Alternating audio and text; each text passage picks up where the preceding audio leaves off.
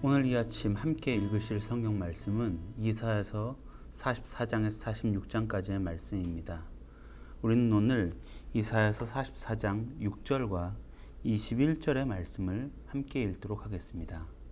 이스라엘의 왕인 여호와, 이스라엘의 구원자인 만군의 여호와가 이같이 말하노라. 나는 처음이요 나는 마지막이라. 나 외에 다른 신이 없느니라. 야곱아, 이스라엘아, 이 일을 기억하라. 너는 내 종이니라. 내가 너를 지었으니 너는 내 종이니라. 이스라엘아, 너는 나에게 잊혀지지 아니하리라. 아멘. 하나님께서 오늘 말씀 속에서 유다 백성들의 이스라엘 본토 귀환을 약속하고 계십니다. 이스라엘은 오랫동안 하나님을 떠나 살았습니다. 그러나 하나님께서는 그들을 벌하시긴 했지만 그들을 회복시키셔서 다시 하나님의 백성으로 삼으시고 남은 그루터기를 통하여서 하나님의 새로운 세대를 이어가실 것을, 그 은혜가 변치 아니하심을 약속하셨습니다. 이 얼마나 좋으신 하나님이십니까? 그는 진노하시지만 용서하시고 때리시지만 싸매는 어버이 같은 분입니다. 그의 진노는 회복과 변화 그리고 구원을 위한 것임을 우리는 말씀 속에서 알고 있습니다. 이것은 우리는 다 이해할 수 없지만 하나님의 위대하신 구원의 계획 속에 있는 섭리인 것입니다. 그러나 이스라엘은 지금까지 어떤 신을 섬겨왔습니까? 이스라엘이 섬겼던 신은 오늘 말씀 속에서 이렇게 표현합니다. 그들은 남방을 위해서 불을 떼고 또 밥을 짓기 위해서 땔감으로 썼던 나무로 만든 신이었습니다. 사람들은 그것을 깎아 신상을 만들고 세워놓고는 그것에게 절하며 이것이 나를 구원할 것이다, 이것이 내게 복을 줄 것이다 이야기해왔습니다. 또한 그들은 철을 다듬어서 그 철로 신상을 만들었습니다. 그들이 절하는 철로 만든 그 신상은 사실 결국 철공의 손으로부터 나온 것이었습니다. 땀을 흘리고 애를 쓰며 그렇게 만들었던 신상을 놓고는 신이라고 섬겨온 것이죠. 그리고 그렇게 자기들이 섬기는 이 신들이 자기의 인생을 구원할 것이다 라고 고백했던 겁니다. 오늘날의 우리는 어떠합니까? 오늘날의 저와 여러분은 어떻습니까? 우리는 무엇을 의지하고 무엇으로부터 힘을 얻으며 살아가고 있습니까? 우리가 힘을 얻는 많은 것들이 있겠지만 대표적으로 저는 돈을 떠올려 봅니다. 돈은 부정할 수 없이 오늘날의 신입니다.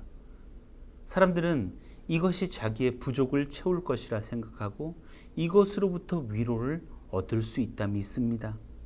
돈이 최고이며 돈이 가장 강력한 힘을 갖고 있다고 생각합니다. 그러나 오늘 성경에서 나무로 만든, 철공이 그 철로 다듬어 만든 신처럼 돈 역시 사람이 만든 것입니다. 사람의 손으로 만든 것이고 사람의 계획과 협의하에 만들어진 것입니다. 그리고 이 돈은 그 가치가 시대와 지역, 상황에 따라 변하고 사라지고 생기기를 반복합니다. 그러므로 이 돈은 허망한 것이며 우상입니다. 그럼에도 불구하고 우리는 우리가 만든 이 신에 종속되어서 세상을 살아가고 있는 겁니다. 문화나 기술 다 마찬가지입니다. 가장 뛰어난 문화의 발전이나 기술의 발전도 한 세대가 지나면 종이 조각처럼 쓸모없이 버려지게 될 것입니다. 우리는 부정할 수 없이 우리가 만든 것들에 사로잡혀 살아가고 있으며 우리가 만든 것들을 사랑하고 섬기며 살지만 그 모든 것은 우리의 영혼을 책임질 수는 없습니다. 오늘 성경 9절은 이렇게 얘기합니다. 우상을 만드는 자는 다 허망하도다. 그들이 원하는 것들은 무익한 것이거늘 그것들의 증인들은 보지도 못하며 알지도 못하니 그러므로 수치를 당하리라. 우상을 만들고 섬기는 이 일 자체가 허망한 것이기에 그 허망한 것에 의지하고 빌고 살아가는 사람들은 다 수치를 당할 것이라는 겁니다. 문제는 우리는 하나님도 이런 식으로 섬기고 있다는 겁니다.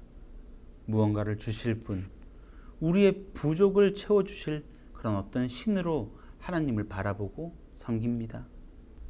그러나 여러분, 우리 하나님은 우리의 손으로 만든 이러한 신들과는 분명히 다른 결정적인 차이점을 갖고 계십니다.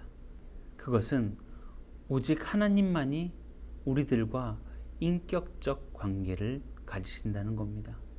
돈이 우리를 잊지 않습니까? 세상의 문화와 기술이 우리를 기억하고 있습니까? 24절은 이렇게 얘기합니다. 내 구속자여, 모태에서 너를 지은 나 여호와가 이같이 말하노라. 우리를 지으신 분이 누구십니까? 돈이, 어떤 우리가 사랑하는 무언가가 우리를 지었습니까? 하나님만이 우리를 지으신 분이시며 하나님만이 우리들과 인격적 관계를 맺는 분이라고 성경이 이야기하고 있습니다. 그러나 생각해 보십시오. 만일 그 하나님이 온 세상을 지은 능력의 하나님 맞으시다면, 그 스스로 자존하시는 하나님이시라면 우리와 인격적인 관계를 맺을 필요가 하등 없습니다.